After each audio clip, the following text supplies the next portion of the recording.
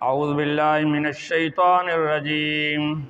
بسم اللہ الرحمن الرحیم الم تر الی الذین تولوا قوما غضب اللہ علیہم ما هم منکم ولا منهم ویحلفون علی الکذب وهم یعلمون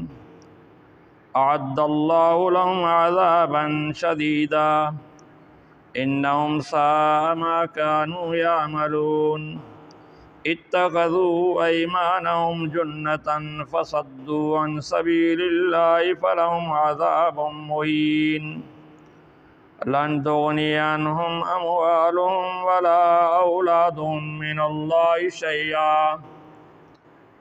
اولئک اصحاب النار هم فیہا خالدون صدق اللہ العظیم۔ ان آیات میں اللہ رب ذوالجلال نے منافقین کا بیان فرمایا ہے کہ منافقین ایسے لوگوں سے محبت کرتے ہیں، دوستی رکھتے ہیں جن پر اللہ کا غضب ہے۔ اللہ کا غضب بنی اسرائیل پر یعنی یہودیوں پر ہے، کیونکہ انہوں نے اپنے وقت کے بہت سے نبیوں کو ستایا، بہت سے نبیوں کو شہید کیا اور بہت سی سرکشیاں کیں، تو اللہ نے فرمایا غضب اللہ علیہم ولعنہم، اللہ ان پر ناراض ہو گیا ہے، اللہ کا غضب ہے ان پر اور اللہ کی لعنت ہے ان پر۔ تو یہ یہودی چونکہ مدینہ میں رہتے تھے، ان میں سے کچھ لوگ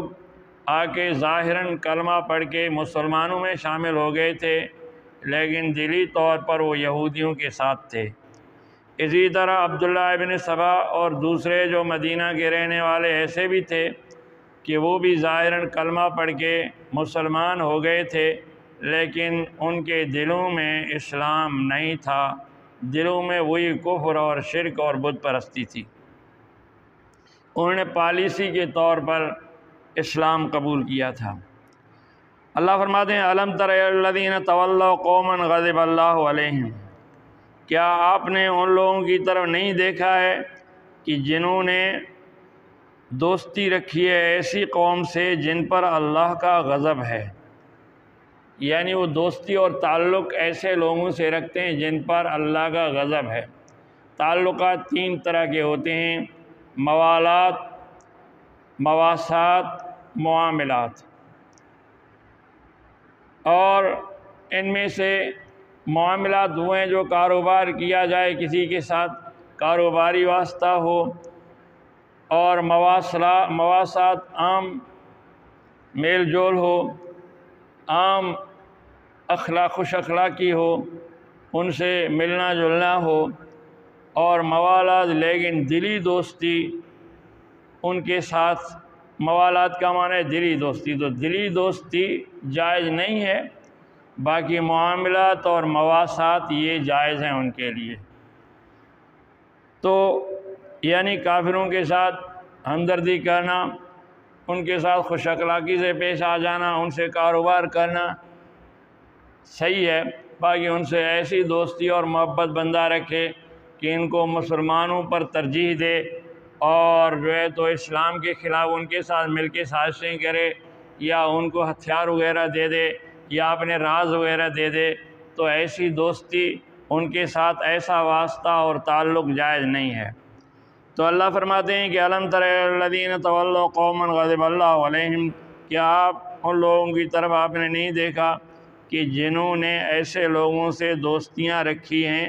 کہ جن پر اللہ کا غضب ہے، یعنی اللہ کی ناراضگی ہے۔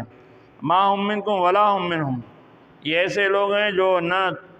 تمہارے ساتھ ہیں نہ ان کے ساتھ ہیں، نہ تم میں سے ہیں نہ ان میں سے ہیں، یعنی ظاہراً تمہارے ساتھ ہیں، اندرونی طور پر ان کے ساتھ ہیں۔ تو جو ہے تو جو لوگ ظاہر کو دیکھتے ہیں تو وہ تمہارے ساتھ ہیں، اور اگر اندرونی طور پر دیکھتے ہیں تو ان کے ساتھ ہیں، تو اسی لیے پوری طرح نہ ان کے ساتھ ہوئے نہ تمہارے ساتھ ہوئے، یہ بیچ میں ہے، اللہ تعالیٰ نے ایک دفعہ فرمایا مذبذبین بین ذالک لا الہ ہؤلاء ولا الہ ہؤلاء، یہ مذبذب ہیں یعنی ہل رہے ہیں تمہارے اور کافروں کے درمیان، کبھی ادھر ہیں کبھی ادھر ہیں، ظاہراً ادھر ہیں اندرونی طور پر ادھر ہیں۔ تو اللہ نے فرمایا کہ نہ یہ تم میں سے ہیں نہ ان میں سے ہیں۔ وَيَحْلِفُونَ عَلَى الْكَذِبِ وَهُمْ يَعْلَمُونَ، آپ کے پاس جو آ کر قسمیں اٹھاتے ہیں کہ ہم مسلمان ہیں، ہم سچے دل سے ہیں، ہم تمہارے ہمدرد ہیں، تو اللہ فرماتے ہیں یہ جھوٹی قسمیں اٹھاتے ہیں، اور جھوٹی قسمیں اٹھاتے ہیں حالانکہ ایک آدمی کو پتہ نہیں ہے وہ جھوٹی قسم اٹھائے،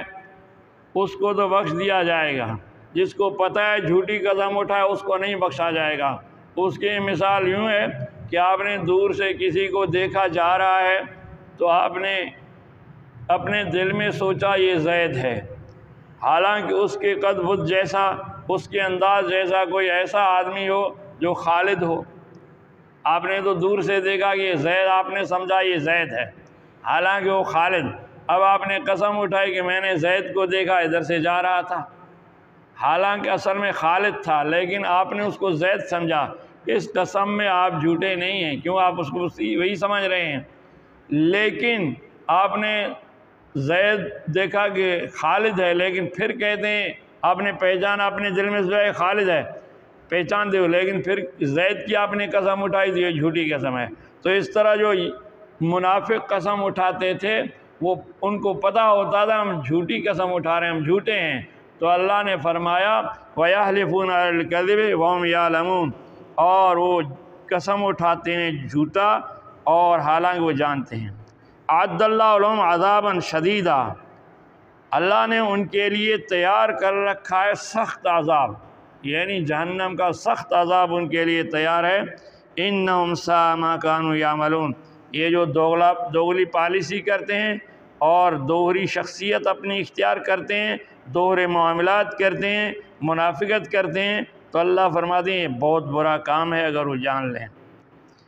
اتخذوا ایمانہم جنۃ، یہ جو جھوٹی قسمیں اٹھاتے ہیں ان کو آڑ بناتے ہیں کہ اگر ہم قسمیں نہیں اٹھائیں گے تو نبی اور مسلمان ہم پر یقین نہیں کرے گا،